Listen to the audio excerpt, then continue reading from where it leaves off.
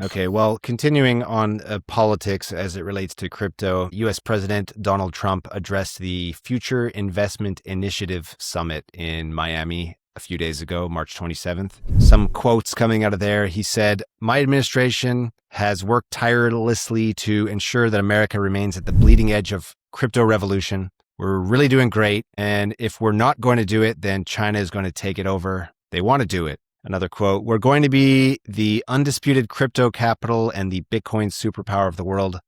Bitcoin's very powerful and it's all becoming powerful." On the Genius Act, he said, "Last year, I signed the landmark Genius Act into law, creating a clear and simple framework for dollar-backed stablecoins." And he emphasized this is a historic achievement. And then he also stressed that he will not allow Democrats and their big bank donors to deter progress on the Clarity Act. Yeah.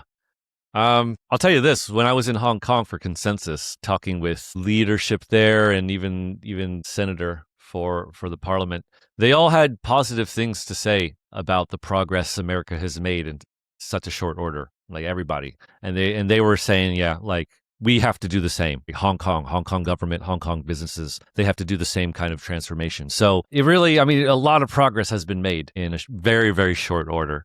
And again, like we talked about in our Person of the Year, 2025 Person of the Year, Crypto Person of the Year, it was Donald Trump, for better and for worse, right? It was kind of a double-edged sword. It was almost as much as the positive things that President Trump has done.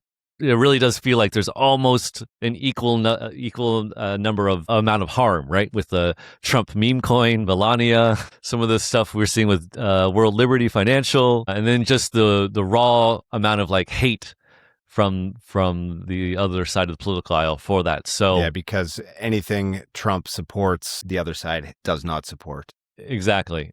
So the thing is, though, I guess some of these crypto people, Bitcoiners, this is where it's a little frustrating. It's like, what have you done for me recently? And so now they're saying things like, well, come on, de minimis tax exemption. We've been talking about that for this whole time. No, you haven't. All right, let's move on to our last story of the week, which is the Bitcoin and stablecoin backed loans that have been launched on Coinbase in partnership with Better Home and Finance. So what this is you can use your Bitcoin and USDC as collateral to get a down payment for a home loan.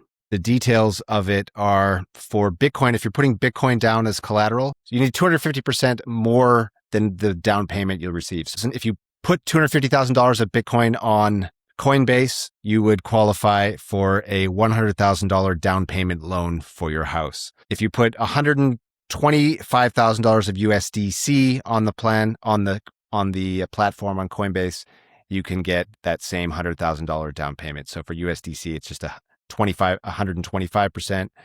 For BTC, it's 250%. This is, of course, to reflect the volatility of the assets, Bitcoin being much more volatile. Interesting that you still need to over-collateralize for USDC. But the point is, in either of these cases, you don't actually have to sell your asset. You do have to custody it on Coinbase, but you don't have to sell it. So there's tax implications there. You can get the down payment you want for your home without selling. Yeah. So this is obviously exciting for a couple of reasons. First, that this is just a further step of recognition that Bitcoin can be used as collateral.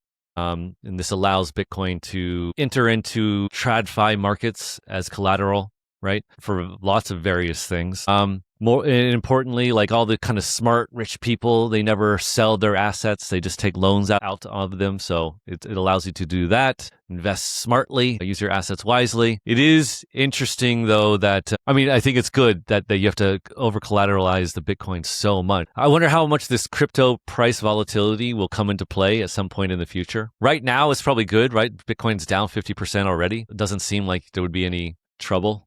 So if you took out your loan now, it's much less risky than if you take it out, when Bitcoin is already up 3x on the year or something. Yeah, exactly. So, yeah. But you could imagine, let's say you did this when it was 126,000 in October. You'd be sweating now a little bit, I think, adding to your collateral. But again, yeah, Good progress. Better than selling. Yes, much better than selling. Good progress. Good to see. I think this is just the beginning, right? You've already seen some Bitcoin loans before. I forgot we covered a couple earlier, maybe or late last year. But you can see now it's entering kind of more mainstream stuff. Fannie Mae, Coinbase. Oh, you'll probably see this start to spread to even more traditional financial players who allow you to do this kind of thing. Yep. All right, David, that wraps it up for this week. Thank you, as usual, for your insights. We'll be monitoring the situation throughout the week, and we'll be back on Thursday or Friday for Token Narratives, where we'll dive deeply into one or two specific themes, and then back again next week for the weekly or news recap for the week. All right, have a great week, everyone.